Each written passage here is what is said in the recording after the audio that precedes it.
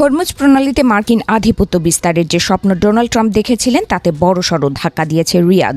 Saudi আরব তাদের আকাশসীমা এবং রিয়াদের দক্ষিণ পূর্বের কৌশলগত গুরুত্বপূর্ণ প্রিন্স সুলতান বিমান ঘাঁটি ব্যবহারের অনুমতি দিতে সরাসরি অস্বীকৃতি জানিয়েছে। আর এই এক অসম্মতিতেই স্থগিত হয়ে গেল ট্রাম্পের বহুল আলোচিত নৌ অভিযান। মার্কিন কর্মকর্তাদের বরাত দিয়ে এনবিসি নিউজ এক চাঞ্চল্যকর তথ্য ফাঁস করেছে।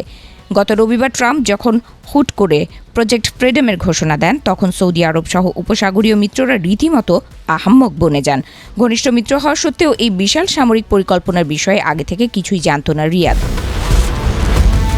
পরিস্থিতি সামাল দিতে স্বয়ং ডোনাল্ড ট্রাম্প ফোন করেছিলেন সৌদি ক্রাউন প্রিন্স মোহাম্মদ বিন সালমানকে, কিন্তু ট্রাম্পের সেই জাদুকরী ব্যক্তিত্ব গলিয়ে দিতে পারেনি রিয়াদের কঠোর অবস্থান। আকাশসীমা ব্যবহারের বিষয়ে কোনোভাবেই পিছু হটেননি এমবিএস, যার ফলে মুখ থুবড়ে পড়ে ওয়াশিংটনের তড়িঘড়ি করা নৌ অভিযান।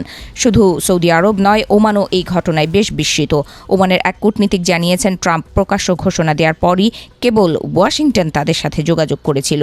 তবে কূটনৈতিক ভাষায় তারা বিরক্তি প্রকাশ না করলেও স্পষ্ট করে দিয়েছে যে আগে ঘোষণা দিয়ে পরে আলোচনার এই নীতি মধ্যপ্রাচ্যে গ্রহণযোগ্য নয়। ট্রাম্প অবশ্য তার এই অভিযান স্থগিত করার পেছনে পাকিস্তানের অনুরোধকে ঢাল হিসেবে ব্যবহার করেছেন। ট্রুথ সোশ্যালে দেয়া এক পোস্টে তিনি জানান, পাকিস্তান ও অন্যান্য দেশের অনুরোধে এবং ইরানের সাথে একটি সম্ভাব্য চুক্তির পথ প্রশস্ত করতেই তিনি এই সাময়িক বিরতি দিচ্ছেন। তবে নেপথ্যের কারণ যে সৌদির আকাশসীমা না পাওয়া তা এখন ওপেন সিক্রেট। ট্রাম্প যখন অভিযানের ঘোষণা থেকে পিছিয়ে আসলেন, ঠিক তার পর দিনই তেহরান এক নাটকীয় ঘোষণা দিয়েছে।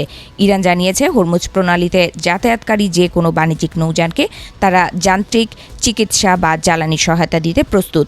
চ্যানেল 16-এর মাধ্যমে সার্বক্ষণিক যোগাযোগের এই আহ্বান যেন বিশ্বের কাছে ইরানের শান্তিকামী ইমেজ তুলে ধরার এক মোক্ষম চাল। অভিযান স্থগিত মানেই কিন্তু ইরান স্বস্তিতে নেই। ট্রাম্প স্পষ্টভাবে জানিয়ে দিয়েছেন, হরমুজে সামরিক অভিযান থমকে গেলেও ইরানি বন্দরগুলোতে নৌ অবরোধ কঠোরভাবেই বহাল থাকবে। অর্থাৎ সামরিক শক্তির বদলে এখন অর্থনৈতিক ও নৌ অবরুদ্ধতার মাধ্যমে ইরানকে কোণঠাসা করার পুরনো খেলা চালিয়ে যাবেন তিনি। শেষ পর্যন্ত প্রজেক্ট ফ্রিডম আলোচনার মুখ না দেখায় ওয়াশিংটনের কৌশলগত পরিকল্পনা এখন বড় প্রশ্নের মুখে। মিত্রদের অনাস্থা আর ইরানের কূটনৈতিক বুদ্ধির কাছে আপাতত ট্রাম্পের যুদ্ধংদেহী রণকৌশল এক বড় ধাক্কা খেল বলেই মনে করছেন আন্তর্জাতিক বিশ্লেষকরা।